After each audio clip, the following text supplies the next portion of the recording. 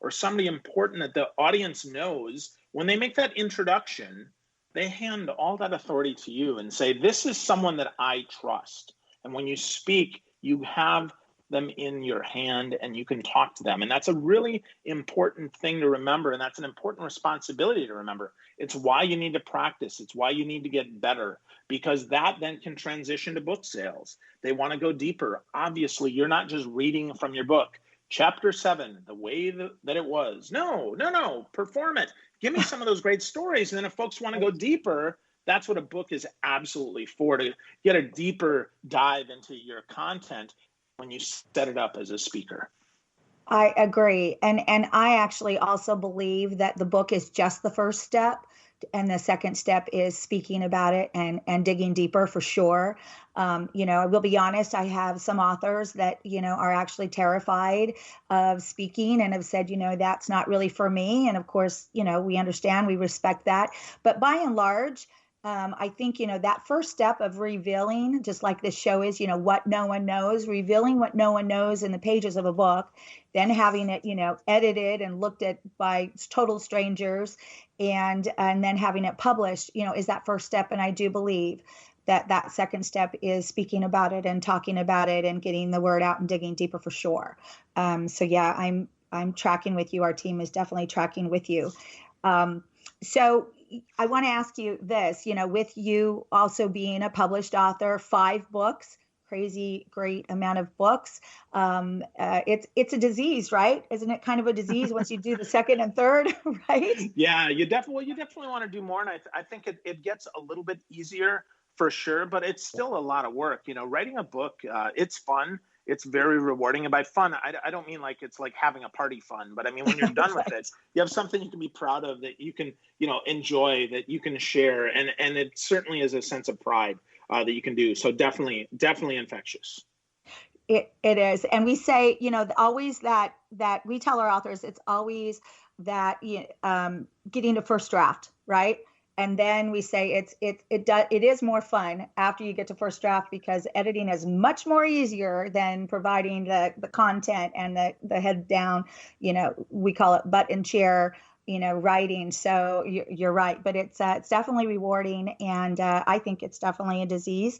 I think I'm going to be doing I've co-authored 2 books. So I can't really say I did them by myself and then authored one, but I'm in the midst of,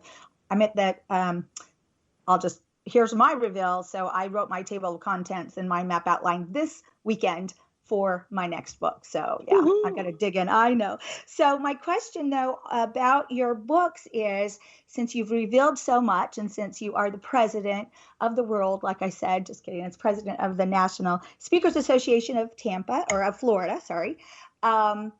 Is there something you can share as we're closing down here with our audience on what no one knows that maybe no one knows yet?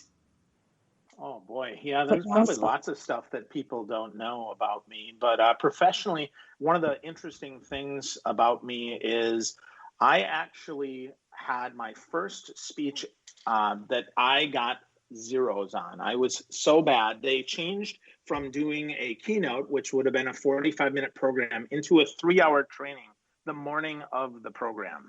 And so one of my first paid engagements, I almost never spoke again, because I got roundly stared at and pretty much booed at the event, because the meeting organizer, shame on me for not asking this before I got on the stage, but I spoke for 45 minutes and they were expecting me to speak for 3 hours. Oh my God. I hadn't had content reserved, hadn't had content ready. Not that I couldn't talk on it, but when you have a defined opening and defined close and things in between that, it's really awkward to close and then have to reopen. So they did Net Promoter Score on a 1 to 10 scale, and I actually had some people that gave me a 0, which is never speak again. You're horrible. And yeah, I almost gave up speaking. That was 10 or 12 years ago now.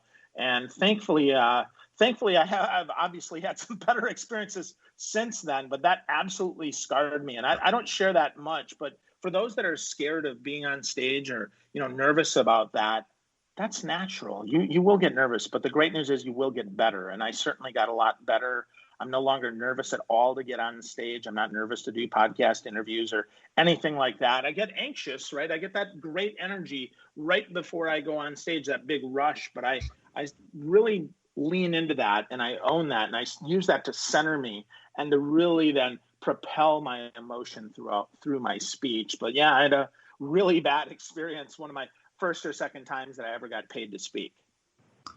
Thank you for sharing that. That's so, and I would look at it as, so you had to experience that. So when you come up in front of someone that's gone through it too, you say, I feel your pain, right? I was there. Absolutely. I understand. Something sort of that same idea, how I operate. And I do believe in this, at all the different risks I've taken in my life. And I've taken many risks in my life, both personally and professionally, probably more professionally than anything.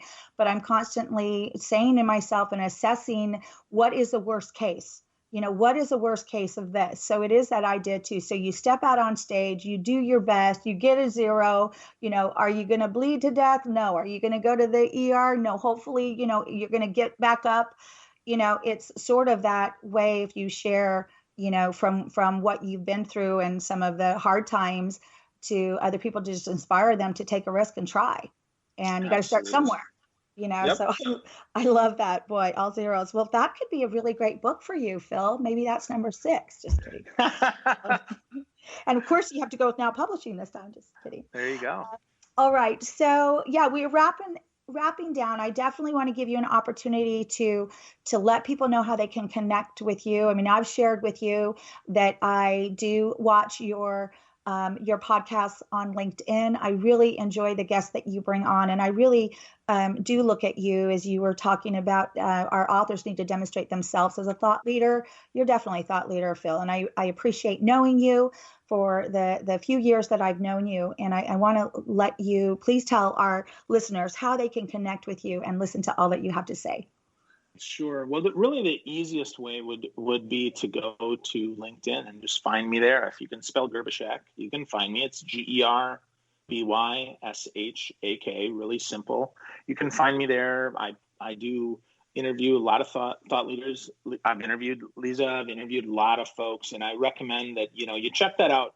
See how I'm playing. I don't say that because I think I'm perfect at LinkedIn, but I say that because it is a great demonstration of how you might be able to leverage LinkedIn as an author, as a speaker, as a thought leader, because it isn't all about me. You'll notice that much of my content is not my content, but other people that are adjacent to me, other people that I learn from, that I believe that it's important to amplify that and to help everyone get even better. So that's an easy way. You can see the videos that I do, every podcast that I do. I record live on video there, and then I chunk it down. So if you prefer to listen instead of watching, and you want to skip around or you want to speed up the pace, just search on your favorite podcast player for Conversations with Phil Gerbyshak, or just search my name in your favorite search engine, your favorite social media place. You'll find me. You'll find stuff that I've done. You'll find things that I've produced. You'll find insight that I've shared, and I'd be happy to help you in any way that I can. So feel free, reach out, connect, and let me know that you heard me on this show.